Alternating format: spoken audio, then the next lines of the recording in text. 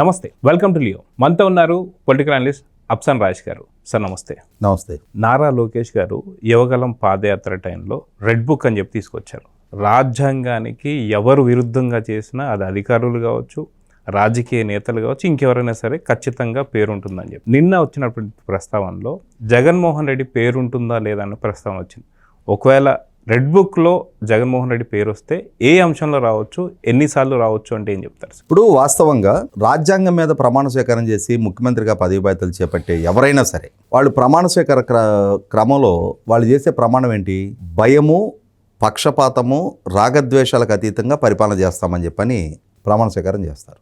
ముఖ్యమంత్రిగా మా విధుల నిర్వహణ సందర్భంలో మా దృష్టికి తేబడిన సమాచారాన్ని నా విధుల నిర్వహణ మేరకు తప్ప అన్యులు ఎవరితోటి షేర్ చేసుకోము అని చెప్పని ప్రమాణ స్వీకారం చేస్తారంటే ఓత్ ఆఫ్ సీక్రెసీ. కానీ ఇప్పుడు మీరు ప్రస్తావించినట్టుగా ముఖ్యమంత్రిగా జగన్మోహన్ రెడ్డి గారు విధుల నిర్వహణ సందర్భంగా సహజంగా ఏ ముఖ్యమంత్రి అయినా సరే పదవి బాధ్యతలు చేపడితే ఆయన ప్రజల చేత 5 సంవత్సరాల టెన్యూర్కి ప్రజలకి సేవ చేయటం కోసం బాధ్యత అప్పజెప్పబడ్డ వ్యక్తి. అంతేగాని ప్రజల నెత్తినెక్కి నాట్యం చేసే అధికారం ఆయనకి లేదు. నాకు ప్రజలు 5 సంవత్సరాలు పాలకుడుగా పాలించే బాధ్యత అప్పచెప్పారు కదా, ఈ 5 సంవత్సరాలు ప్రజల నుంచి వసూలయ్యే ప్రతి రూపాయి పన్ను నా జేబులోకి వెళ్ళాలి. ఈ 5 సంవత్సరాల ఈ అధికారం నాకు, నా కుటుంబానికి తామసాన్ని ప్రదర్శించుకునే ఒక అవకాశం అని చెప్పని ఏ పాలకుడు భావించినా 100కి 100 అది ఆక్షేపణీయం. ఒక పంచాయతీ వార్డు మెంబర్ అతని ఎన్నిక సందర్భంగా ఈ వార్డుకు సంబంధించి ప్రతినిధిగా నన్ను ఎంపిక చేసుకోండి అని చెప్పని ఇంటికి వెళ్ళి దండం పెడతాడు. ఒక పంచాయతీ సర్పంచ్ ఈ గ్రామానికి సర్పంచ్ ప్రతినిధిగా నన్ను ఎంపిక చేసుకోమంటాడు.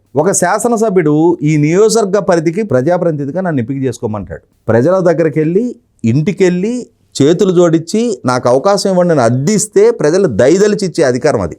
కానీ ఒకసారి ఆ పదవి బాధ్యతలు చేపట్టిన తర్వాత ఎలా ఫీల్ అవుతున్నారు అని అంటే, వెనకటి రాచరికపు రోజుల్లో పక్క రాజ్యం మీద దండెత్తికెళ్ళి ఆ సైన్యాన్ని ఓడించి ఆ రాజును వధించి ఆ రాజ్యాన్ని ఆక్రమించి రాజ్యం వీరభోజ్యం, నేను నా వీరత్వంతో దీన్ని దక్కించుకున్నా అని చెప్పని ఆ రోజుల్లో ఎలా ఫీల్ అయ్యేవాళ్ళో ఇవాళ ప్రజాస్వామ్యంలో ప్రజల ఓటు అనే ఆశీస్సులతో దక్కించుకున్న అధికారాన్ని కూడా జగన్మోహన్ రెడ్డి లాంటి పాలకులు ఒక రాజ్యం వీరభోజ్యం లాగానే ఎలా వాళ్ళ పాలనా హయాంలో దుర్వినియోగం చేశారనేది కొన్ని వందల దృష్టాంతాలు ఉన్నాయి. రెడ్ బుక్లో ఆ పేజీలో లైన్స్ ఉంటాయి కదా, ఆ బుక్ ఎన్ని పేజీల బుక్కో ఆ బుక్లో ఒక్కొక్క పేజీకి ఎన్ని లైన్స్ ఉన్నాయో అన్ని లైన్స్లో కూడా జగన్మోహన్ రెడ్డి పేరు రాయడానికి కావాల్సినంతటి మెటీరియల్ ఆఫ్ ఎవిడెన్స్ జగన్మోహన్ రెడ్డిని ప్రాసిక్యూట్ చేయడానికి కావాల్సిన అన్ని కేసులు ఉన్నాయి. నిన్న ఏబీపీ ఫ్యూచర్ లీడర్స్ ఆ సమ్మిట్లో లోకేష్ని ఆ మోడరేటర్ ప్రశ్నించిన సందర్భంగా జగన్మోహన్ రెడ్డి ప్రస్తావన ఎప్పుడు వస్తుంది అని అంటే త్వరలోనే మీరే చూస్తారు అని చెప్పని లోకేష్ చెప్పిన సమాధానం. వాస్తవంగా నాబోటాలో ఎన్నో సందర్భాల్లో ప్రశ్నిస్తూ వచ్చాం, ఇంకెప్పుడు జగన్మోహన్ రెడ్డి మీద మీరు చర్యలు తీసుకునేది, ఏ అంశాల్లో చర్యలు తీసుకోవాలో కూడా నేను ఒక లిస్టు చదువుతుండేవాడిని. ఇవాళ చంద్రబాబు నాయుడు గారు ప్రకృతి వనరైన ఉచితని ప్రజలకు ఉచితంగా ఇచ్చారు అంటే ప్రభుత్వానికి దాన్ని ఒక ఆదాయ వనరుగా కాకుండా కేవలం ట్రాన్స్పోర్ట్ ఎక్స్పెన్సెస్ మాత్రం ప్రజలు బేర్ చేసుకొని ప్రభుత్వానికి ఎటువంటి రాయల్టీ చెల్లించే అవసరం లేకుండా వాళ్ళ అవసరాలు రీత్యా ఉచితంగా తవ్వి తీసుకెళ్ళమని చెప్పనే అవకాశం చంద్రబాబు నాయుడు గారి ప్రభుత్వం 2014-19 మధ్య కల్పిస్తే దాన్ని ప్రభుత్వ ఆదాయాన్ని గండికొట్టిన అంశంగా పరిగణించి జగన్మోహన్ రెడ్డి గారు చంద్రబాబు నాయుడు గారి మీద కేసు పెట్టారు. అంటే ప్రభుత్వ ఆదాయ వనరులకు నష్టం కలిగిస్తే పాలకుల మీద కేసు పెట్టొచ్చు అని చెప్పని. Even though it's a policy decision, అదొక పాలసీ డెసిషన్ గా నాటి పాలకులు తీసుకున్నా సరే దాన్ని వక్రీకరించి కేసులు పెట్టొచ్చు అని నేర్పించాడు. అదే రైట్ అనుకుందాం, ప్రజలకి ఉచితంగా ఇవ్వటమే నేరం అనుకుందాం. జగన్మోహన్ రెడ్డి పాలనా హయాంలో జరిగిన అసలు సిసలు ప్రభుత్వ వనరులకు నష్టం. నేను కొన్ని ఇన్సిడెంట్లు చెప్తా. ప్రజావేదిక అనేది కోట్ల రూపాయల ప్రజాధనంతో నిర్మాణం చేసిన కట్టడం, దాన్ని ప్రభుత్వ అవసరాలకు వినియోగించుకోవాలి. ఒకవేళ అది నిర్మాణం చేసిన ప్రాంతం నదీ గర్భంలో ఉంది అనే ఆక్షేపణ మీ దగ్గర వ్యక్తం అయిందనుకో, ఏం చేయొచ్చు? అది ఒక కిర్బీ స్ట్రక్చర్లు అంటారు, అంటే ఫ్యాబ్రికేటెడ్ స్ట్రక్చర్. ఏ పాటుకు ఆ పాటు ఓడ తీసుకెళ్లి ఇంకొక ప్రాంతంలో మళ్ళీ ఇన్స్టాల్ చేసుకోవచ్చు. కానీ జగన్మోహన్ రెడ్డి గారు ఏం చేశాడు? కోట్ల రూపాయల ప్రజాధనంతో నిర్మాణం చేసిన ఆ కట్టడాన్ని క్రేన్లు పెట్టి ధ్వంసం చేయించాడు. ధ్వంసం చేయనవసరంలా, ఏ షీట్కి ఆ షీటు, ఏ రాడ్డుకి ఆ రాడ్డు, ఏ ఏసీకి ఆ ఏసీ, దాన్ని జాగ్రత్తగా తీసుకెళ్లి ఇంకొక దగ్గర అసెంబ్లీ చేయడానికి ఆస్కారం ఉన్న దాన్ని కోట్ల రూపాయలు ధ్వంసం చేస్తున్నానని చెప్పని తెలిసి ఒక విధ్వంసానికి పూనుకున్నాడు. ఎవరిచ్చారా హక్కు? ఆ నిర్ణయం తీసుకుంది ఆయనే, మనందరం లైవ్లో చూసాం. దీన్ని కూల్చేయండి అని ఆదేశాలు ఇచ్చింది ఆయనే. మరి అన్ని కోట్ల రూపాయల ప్రజాధనాన్ని నష్టపరిచినందుకు ఆయన మీద కేసు పెట్టాలి కదా. ఆయన పదవి బాధ్యతలు చేపట్టే నాటికి 7,000 కోట్ల రూపాయలు రాజధాని నిర్మాణం కోసం ఖర్చు చేయబడి ఉన్నాయి. 5,000 కోట్ల రూపాయల నిర్మాణం జరిగింది. సుమారుగా అప్పటికి 1000 కోట్ల రూపాయలు పైగా రైతాంగానికి కౌలు రూపంలో ప్రభుత్వం చెల్లించుంది. ఈయన పాలనా హయాంలో ఇంకొక 1000 కోట్ల రూపాయలు కౌలు చెల్లింపబడింది. అంటే రాజధాని నిమిత్తం 7,000 కోట్ల ఖర్చు జరిగింది. 7,000 కోట్ల రూపాయల ఖర్చు జరుగున్న పనుల్ని స్తంభింపజేసి నువ్వు ఒక బిల్డింగ్కి ఖర్చు పెడతా ఉన్నావు. ఆ బిల్డింగ్ పూర్తయ్యి అది నీకు అందుబాటులోకి రావడానికి దాని జెస్టేషన్ పీరియడ్ అంటారు. ఈ ఇల్లు పూర్తయిపోతే నేను ఉంటున్న అద్దెంటి నుంచి ఈ ఇంటికి షిఫ్ట్ అయిపోతే నేను ఈ ఇంట్లో అద్దె కట్టుకునే భారం నాకు తగ్గుద్ది అని చెప్పి నువ్వు ఒక ప్రణాళికతో ఉంటావు కదా, దాన్ని జెస్టేషన్ పీరియడ్ అంటారు.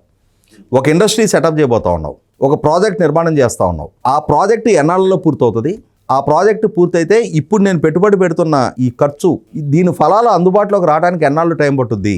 అదొక ఇండస్ట్రీ అయినా, ఒక ప్రాజెక్ట్ అయినా, ఒక రోడ్డు ఫార్మేషన్ అయినా దాని జెస్టేషన్ పీరియడ్ అంటారు. అటువంటి జెస్టేషన్ పీరియడ్ని అంటే ఆ భవనాలు పూర్తి చేసి వాటిని అందుబాటులోకి తీసుకురావాల్సిన స్థితిలో వాటిని పనులు స్తంభింపజేయటం వల్ల ఆ జెస్టేషన్ ఇండెఫినెట్గా ఎక్స్టెండ్ చేస్తూ వెళ్ళి 1000 కోట్ల రూపాయలు ఖర్చు జరిగిన ప్రజాధనాన్ని నిర్వీర్యం చేసి అసంపూర్తిగా ఉన్న భవనాల్లో కాపరాలతో కళకళలాడాల్సిన, దీపాల వెలుగులో ఉండాల్సిన భవనాల్లో గబ్బిలాలు తిరిగేలాగా చేశాడు. మరి 1000 కోట్ల రూపాయల ప్రజాధనమే కదా. ప్రభుత్వ భవనాలకు రాజకీయ పార్టీల రంగులు వేయడానికి వీల్లేదు అని చెప్పని సుప్రీంకోర్టు తీర్పున్న దాన్ని ఉల్లంఘించి 1,300 కోట్ల రూపాయలు ఖర్చు పెట్టి దశాబ్దాల క్రితం ఎందరో పాలకులు నిర్మాణం చేసిన ప్రభుత్వ భవనాలు, వాటర్ ట్యాంకులు, సేవరేజ్ ప్లాంట్లు, ఆఖరికి రోడ్ల మీద ఉన్న చెట్లకు కూడా వైసీపీ పార్టీ రంగులేయించి 1,300 కోట్ల రూపాయలు ఖర్చు పెట్టి చివరికి ఇష్యూ సుప్రీంకోర్టుకి చేరి సుప్రీంకోర్టు ఆ రంగులు మార్చమని ఆదేశాలు ఇచ్చినాక మళ్ళీ ఆ రంగులకు తీసేసి వేరే రంగులు వేయడానికి ఇంకో 1,300 కోట్లు ఖర్చు పెట్టి అంటే 2,600 కోట్ల రూపాయల ప్రజాధనం దుర్వినియోగ నిర్ణయం అతందే కదా. పోలవరం ప్రాజెక్ట్ కేంద్ర ప్రభుత్వం కాంట్రాక్టర్ మార్చడం వల్ల ప్రాజెక్టు నిర్మాణ పని స్తంభించిపోద్ది, మీరు అటువంటి పనులు చేయొద్దు అని చెప్పని ఆదేశాలు ఇచ్చిన చాలా వేగంగా పనులు జరుగుతూ ఉన్న టైంలో కేంద్ర ప్రభుత్వం ద్వారా నియమించబడ్డ కాంట్రాక్టర్ గిన్నిస్ రికార్డు సృష్టించే అంతటి వేగంలో పనులు చేస్తున్నా కూడా ఆ కాంట్రాక్టర్ని తప్పించి, అంటే golden period of the project అంటారు. ఒక ప్రాజెక్టు, ఇరిగేషన్ ప్రాజెక్టు నిర్మాణం జరిగేటప్పుడు నవంబర్ నుంచి జూన్ నెల ఆఖరి వరకు గోల్డెన్ పీరియడ్ అంటారు. జూలై నుంచి వరద వస్తుంది, నవంబర్ ఆఖరి వరకు వరద ఉంటుంది, డిసెంబర్ నుంచి జూన్ ఆఖరి వరకు వరద ఉండదు. దానిలో పనులు వేగంగా చేసుకోవడానికి అవకాశం ఉండే ప్లేస్, టైం, దాన్ని వృధా చేసి అంతిమంగా వరద ముంపున ప్రాజెక్టు పడేలాగా చేసి డయాఫ్రమ్ వాళ్ళు కొట్టుకుపోయేలాగా చేసి 2020లో పూర్తి కావాల్సిన ప్రాజెక్టు ఇప్పటి వరకు పూర్తి కాకుండా పోవడానికి బాధ్యుడు జగన్మోహన్ రెడ్డి. దాని పర్యవసానం వేలాది కోట్ల రూపాయల ఖర్చు వృధా అయింది. మళ్ళీ తిరిగి అక్కడ జరిగిన నష్టాన్ని భర్తీ చేసుకోవడానికి ప్రైస్ ఎస్కలేషన్లో 1000 కోట్ల రూపాయల అదనపు భారం పడింది. అన్నిటికన్నా ముఖ్యంగా 7 సంవత్సరాల విలువైన కాలం కోల్పోయారు. సంవత్సరానికి 960 మెగావాట్ల జల విద్యుత్తు అందాల్సిన దగ్గర అందకుండా పోయింది. ఎవరు ఈ నష్టానికి బాధ్యుడు? ఆ నిర్ణయం తీసుకున్నది ఎవరు? మరి దాని మీద చర్యలు తీసుకోవాలా వద్దా? ఇదే క్రమంలో కేంద్ర ప్రభుత్వం పదే హెచ్చరించింది, పవర్ పర్చేసింగ్ అగ్రిమెంట్లు రద్దు చేయడానికి వీల్లేదు అని చెప్పని. అయినా సరే మూర్ఖంగా ఏకపక్షంగా పవర్ పర్చేసింగ్ అగ్రిమెంట్ రద్దు చేసిన పర్యవసానం ఆ కరెంటు ఉత్పత్తిదారులు సుప్రీంకోర్టుకి వెళ్ళి సుప్రీంకోర్టు తీర్పు మేరకు 1 యూనిట్ కరెంటు వాళ్ళ దగ్గర కొనుగోలు చేయకుండానే 9,000 కోట్ల రూపాయల నష్టపరిహారం కట్టాల్సి వచ్చింది. ఎవరిది బాధ్యత? ఆ నిర్ణయం తీసుకున్నది ఎవరు? ఇలా చెప్పుకుంటూ పోతే ఎన్ని రద్దులు, ఎన్ని నష్టాలు, దాని పర్యవసానం అంతిమంగా ఎన్ని నేరాలు అతని మీద నమోదు చేయడానికి ఆస్కారం ఉంది. ఇవి కాకుండా ఇక అతని పాలనా హయాంలో జరిగిన అవినీతి. జార్ఖండ్ ముఖ్యమంత్రిగా ఉన్న హేమంత్ సోరెన్ అతను ముఖ్యమంత్రి హోదాలో ఉండి తన కుటుంబ యాజమాన్యంలో ఉన్న కంపెనీలకి మైన్స్ కేటాయింపు చేసుకున్నాడు అని చెప్పని ముఖ్యమంత్రి హోదాలో ఉన్న హేమంత్ సోరెన్ అరెస్ట్ చేశారు. మరి జగన్మోహన్ రెడ్డి తానే ముఖ్యమంత్రిగా ఉండి తానే క్యాబినెట్లో కూర్చొని అంతకు ముందున్న చంద్రబాబు నాయుడు గారి ప్రభుత్వం ఈయన కంపెనీ ఏర్పాటు చేయడం లేదు కాబట్టి అని చెప్పని సరస్వతి పవర్ అండ్ ఇండస్ట్రీస్ ఈయన కుటుంబ యాజమాన్యంలో ఉన్న సంస్థకి మైనింగ్ లీజులు రద్దు చేస్తే ఈయన ముఖ్యమంత్రిగా ఉండి తన కంపెనీకి తన క్యాబినెట్ ద్వారా ఈయన మైనింగ్ లీజులు పునరుద్ధరించుకున్నాడు. అదే క్రమంలో 30 సంవత్సరాలు ఉన్న మైనింగ్ లీజుని 50 సంవత్సరాలకి పెంచుకున్నాడు. కృష్ణానది నుంచి నీటి కేటాయింపులు చేసుకున్నాడు. అలాగే ఈయన సతీమణి యాజమాన్యంలో ఉన్న సాక్షి సంస్థలకి 43% ఆఫ్ ది యాడ్ రెవెన్యూ, మిగిలిన వార్తాపత్రికలకి, మిగిలిన ప్రచార సాధనాలకి చెల్లించాల్సిన యాడ్ రెవెన్యూ కూడా వీళ్ళకు సొంత సంస్థలకు చెల్లింపజేసుకున్నాడు. అలాగే వీళ్ళ సతీమణి యాజమాన్యంలో ఉన్న భారతీయ సిమెంట్స్ సంస్థకి, ఆ సంస్థ ద్వారా తయారు చేసిన ఓ సిమెంటు వందలాది కోట్ల రూపాయలు ప్రభుత్వ అవసరాల నిమిత్తం కొనుగోలు చేయించాడు.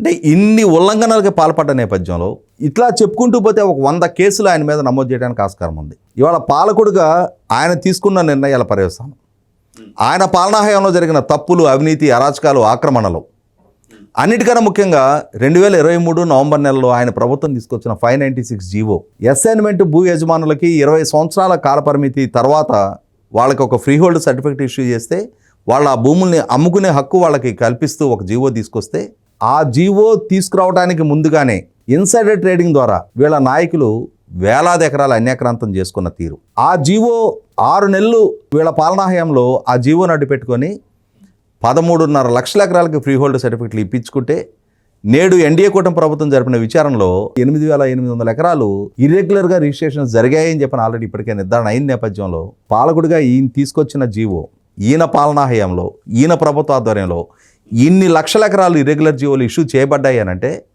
పాలకుడిగా ఎవరిది బాధ్యత?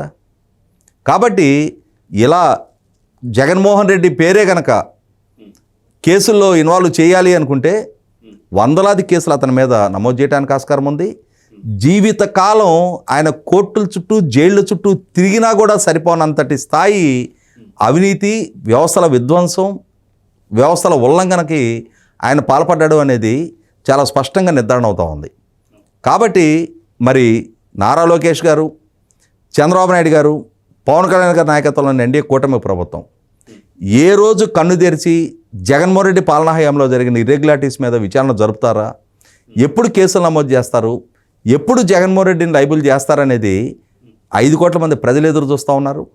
కాబట్టి ఇవాళ లోకేష్ గారు ఆయన త్వరలోనే చూస్తారు అని చెప్పిన మాటలు అవి వట్టి మాటలుగా కాకుండా గట్టి మాటలు కావాలి అని చెప్పని, ఇన్ని తప్పులకి, ఇంతటి అవినీతికి, ఇన్ని అరాచకాలకి, ఇంతటి దాడులు దౌర్జన్యాల సంస్కృతిని పెంచి పోషించిన జగన్మోహన్ రెడ్డిని ఖచ్చితంగా చట్టం ముందు దోషిగా ఎక్స్పోజ్ చేస్తే రాసిన బాధ్యత ప్రభుత్వం మీద ఉందనేది సగటు ఆంధ్రప్రదేశ్ ప్రతి పౌరుడు కోరుకుంటున్నారు. సో చూద్దాం సార్, ఖచ్చితంగా మీరు అన్నట్టుగా 151 స్థానం నుంచి 11 స్థానాలు పరిమితం చేస్తూ కూడా అందుకే 164 స్థానాలు కూడా కూటమి ప్రభుత్వానికి ఇచ్చారు. ఖచ్చితంగా అతి తొందరలో లోకేష్ గారు ఈ యొక్క రెడ్ బుక్లో ఉన్నటువంటి పేరుని బయట తీయాలని అయితే కోరుకుందాం. నమస్తే. నమస్తే. Please subscribe to Leo news for more videos.